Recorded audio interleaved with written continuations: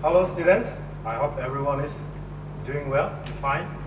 Okay, चलो आज आप लोग का पुस्तक से आप लोग का पाठ 2, इसका नाम स्वार्थी बनाओ।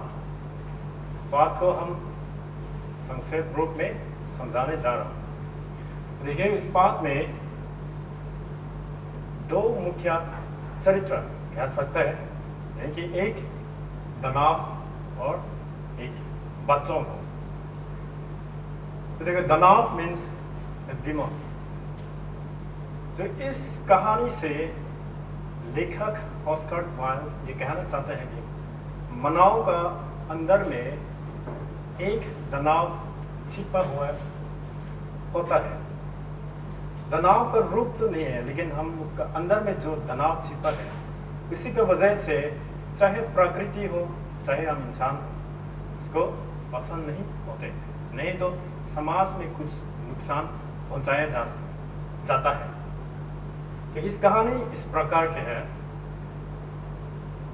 एक बार बहुत सुंदर सा बाग था, तो वो दानव का बाग है।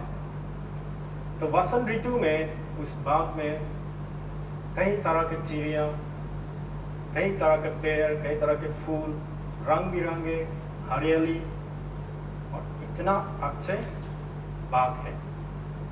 तो एक बार दानव अपने महल छोड़कर, अपने किले छोड़कर अपने दोस्त के साथ रहने के लिए 7 वर्ष के लिए चले गए। तो इसके बाद जब बच्चों अपने विद्यालय जाकर वापस आते हैं, तो इस बाग में जाकर खूब खेलते हैं। तो रोज इस प्रकार सुंदर बाग में बच्चों जाकर खेलते हैं और खुश होकर अपने मन, अपने दिल को आनंद मिलकर अपने घर वापस लौटते थे। तो रोज की तरह एक दिन सभी बच्चा अपने विद्यालय से लौटकर दानव के बाग में खेल रहे थे।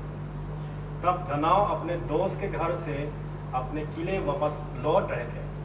तो उन बच्चों को देखकर दानव को गुस्सा आया, क्योंकि वो एक स्वार्थी दानव थे। तो उसको पसंद नहीं है कि उसके बाग में कहीं दूसरा घुस कर खेले। तो उसने जोर से चिल्लाया। दानव की आवाज को सुनकर सभी बच्चे डर से भाग गए। तो उसके बाद दानव ने सोचा, मैं अभी इस बाग में किसी को आने नहीं देगा, इसलिए मैं जरूर उसके चारों ओर दीवार लगाएंगे। तो उसी प्रकार उसने चारों ओर ऊंचे दीवार लगा दिया। तो इसके बाद बच्चों को अफसोस हुआ, क्योंकि इसे सुंदर सा बाग में खेलने का मौका नहीं था। तो किसी को अंदर आने का मौका नहीं था। तो बच्चों रास्ते पे खेलते हैं, लेकिन बेचारा क्या करेगा, रास्ते में धूल है, कहीं तो पत्थर है, और रास्ते पे खेलने में मज़ा नहीं आ रहा।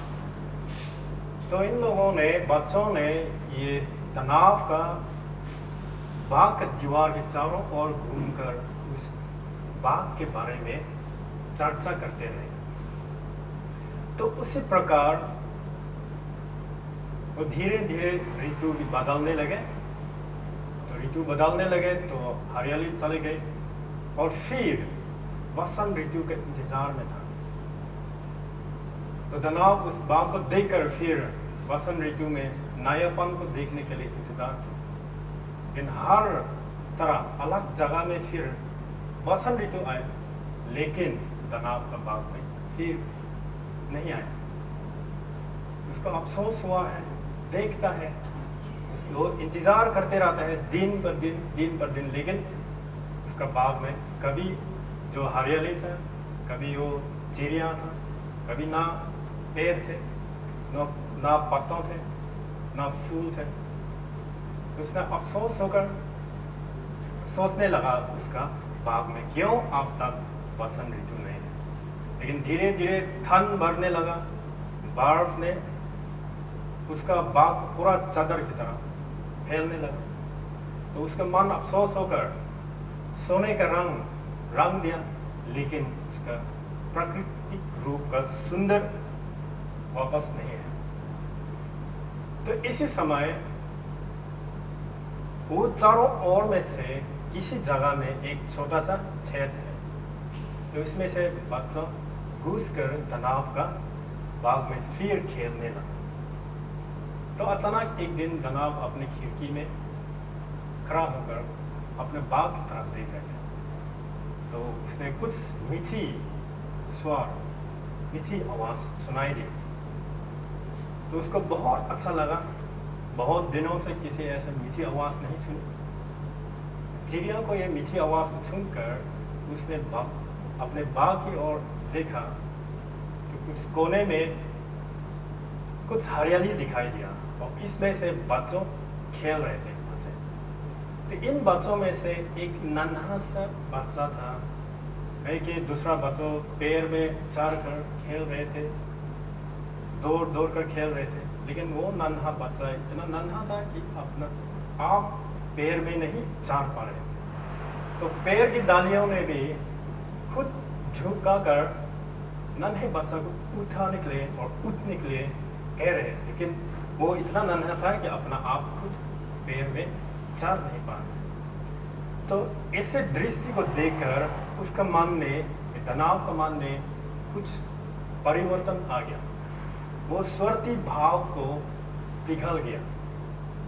तो उसने सोचने लगा खुद को कि फिर बच्चों वापस लौट कर खेलने से उसका बाग में फिर हरियाली वापस आ गई। तो उसने खुद को सोचने लगा, मैं इतना स्वार्थी था, मैं इतना स्वार्थी था, खुद के लिए ही सोचते थे।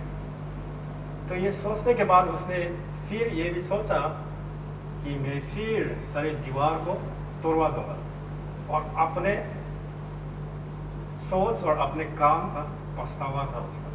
तो उसने नीचे गया और बच्चों को जाकर उठाया और उठाकर उसने पेड़ के ऊपर बैठा दिया। तो इसी प्रकार बच्चों ने उस दानव को देखकर बच्चों को भी समझ गया कि ये दानव का मन में कुछ परिवर्तन आ गया। तो इन लोगों ने दानव के साथ फिर बाग में खेलने लगे, और वैसे ही दानव ने सोचा, उसने फिर अपने सारी दीवार को तोड़ दिया और सभी बच्चों को अपने बाग में खेलने का मौका फिर दिया। तब उसके बाग में फिर नयापन उठने लगा, फूल खिलने लगा, हरियाली निकला और नयापन फिर आने लगा। और दानव भी उसी प्रकार उसी बाग को देखकर और बच्चों को देखकर अपने मन फिर खुश हो। तो इस कहानी के माध्यम से लेखक कहना चाहते हैं कि व्यक्ति अपने घृणा, स्वार्थ, लालच आदि ये सब दुर्गुणों को अपनाकर समाज से अलग थलग तनाव हो जाता है। तो हम इंसान का रूप तो है, लेकिन अपने अंदर में ऐसे दुर्गुणों, ऐसे लालच, स्वार्थी, घृणा, कई प्रकार के दुर्गुणों को अपना कर रखने से हम भी दानव की तरफ है। इंसान ही नहीं है, लेकिन प्रकृति भी उसी दुर्गुणों को पसंद नहीं करते हैं।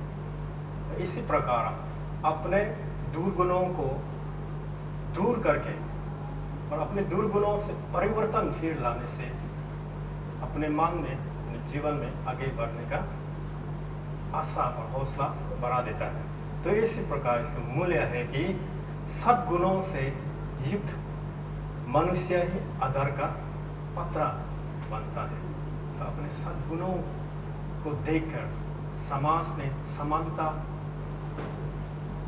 लोगों के समानता प्राप्त होता है। इसलिए हमेशा अपने दुर्गुणों को दूर करके रखना चाहिए और अपने सद्गुणों को अपनाकर आगे चलने का प्रेरणा देता है। आज के लिए यही से समाप्त करता हूँ। Thank you.